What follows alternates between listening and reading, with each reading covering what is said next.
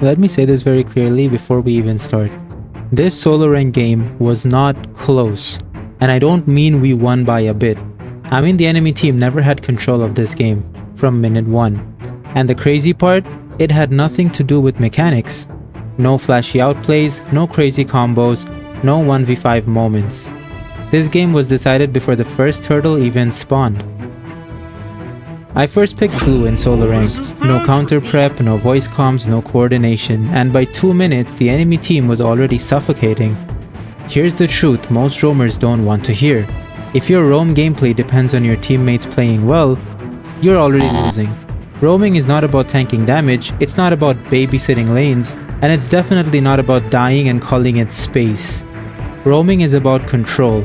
Control of vision, control of tempo, control of where the enemy is allowed to exist on the map.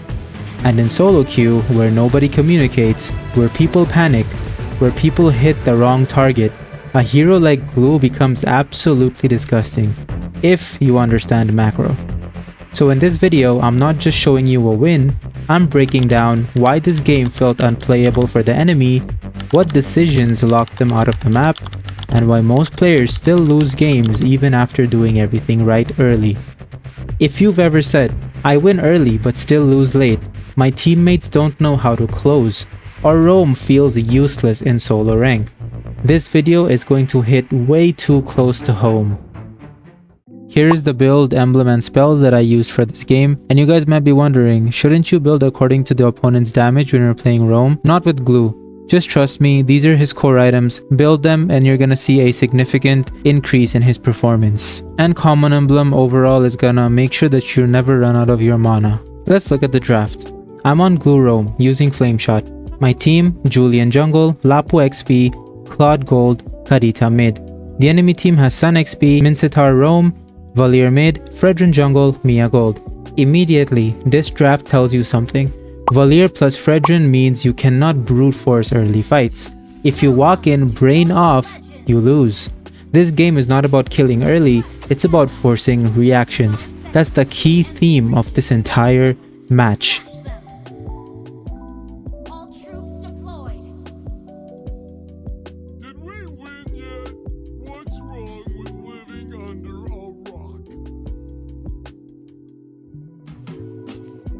At 25 seconds, I move straight to the XP side, buff. Not to fight, not to coin flip, just to see. Information is worth more than kills. I spot Fredrin and Valier, steal some EXP and gold, and immediately back off. Now here's something most roamers mess up. After that, I instantly help Kadita clear mid. If you are not soaking mid EXP early, you are throwing your own level advantage. Level advantage on roam is pressure advantage. At 40 seconds, Mincetar invades our jungle alone. This is illegal roaming.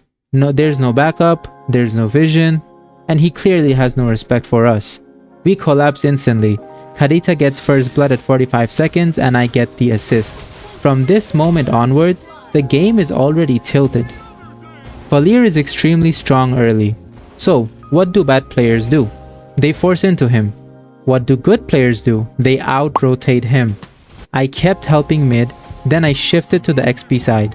Why? Because the first turtle always spawns on the EXP side. If you help EXP early, they're gonna probably help you at turtle. That's macro. We secure turtle cleanly. Right after turtle, we invade Fredrin's blue. We collapse. Kadita full combos both. Valier dies, and once Valier dies, the map opens completely. Pause the game right here, because what happens next is where most players throw winning games. The next part is the difference between knowing what to do and actually winning consistently. And before we continue, I need to talk to you for a minute. Still stuck in the same rank? I'm Hajun, a 300 plus stars former pro roamer. In season 21, I hit global number 3 Jawhead, global number 15 Matilda, and global Popol and Koopa, all with over 80% win rate. And I'm working with Dez, a 1000 stars and ex global number 1 Lancelot, also from the pro scene. We teach macro, rotations, shot calling, pressure timing, and mindset, the things that actually win games, not random tips. $30 for 1 hour, $50 for 2 hours. If you're serious about climbing, get our coaching. All details can be found in the description of this video.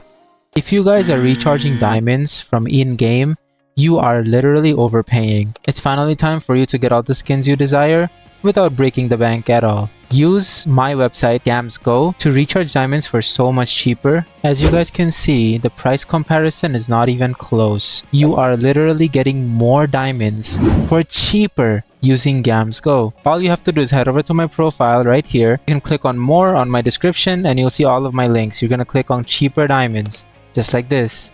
Alright, back to the game. Because now I'm going to show you how we convert this lead without throwing. We keep invading. We keep forcing fights on their side of the map.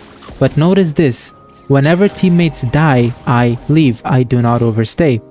This is where most roamers grief games. At 4 minutes, we dive Mia under tower. I tank shots and she dies. That's clean. However, later I make a mistake. I ult Mincetar under the tower. He flickers. And this is a classic Gloo trap. Learn this. If enemies have flicker or dashes, they can bait your ultimate. Good players punish mistakes. Great players don't repeat them. Flame shot on Gloo is not defensive. It's control. When you flame shot someone while ulting, you displace them, you move with them, and you drag them through your skill 1 zones. You're not fighting, you are kidnapping. That's why this works so well in solo rank. People panic, they scatter, and they don't peel correctly. Here's why most of you lose late game. You are ahead in gold, you are ahead in kills, but you keep clearing lanes, and that's wrong. Well, not entirely. Let me explain. When you're ahead, you're supposed to take towers, you're supposed to deny them gold. And how do you do that? Well, you do take towers by pushing, but what happens when all of the secondary towers are gone? That's when you freeze the lanes. Because without Lord, it is very difficult to push inhibitor towers. And freezing lane is going to force them to walk up. Then, right before Lord spawns, you clear waves, and you fight with the Lord.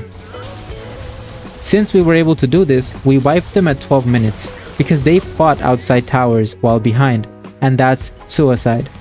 However, before Lord, there were a few throws in this game. I did fight before Lord, I did fight after Lord, which are things you should never, ever do. Because that is the #1 path to throwing the game. Gloo is broken in solo rank because people don't coordinate. They hit the wrong target, they panic. They don't disengage. And Gloo punishes all of that. If this helped you, like and subscribe. And if you want to actually climb, coaching and links are in the description. I'll see you in the next one.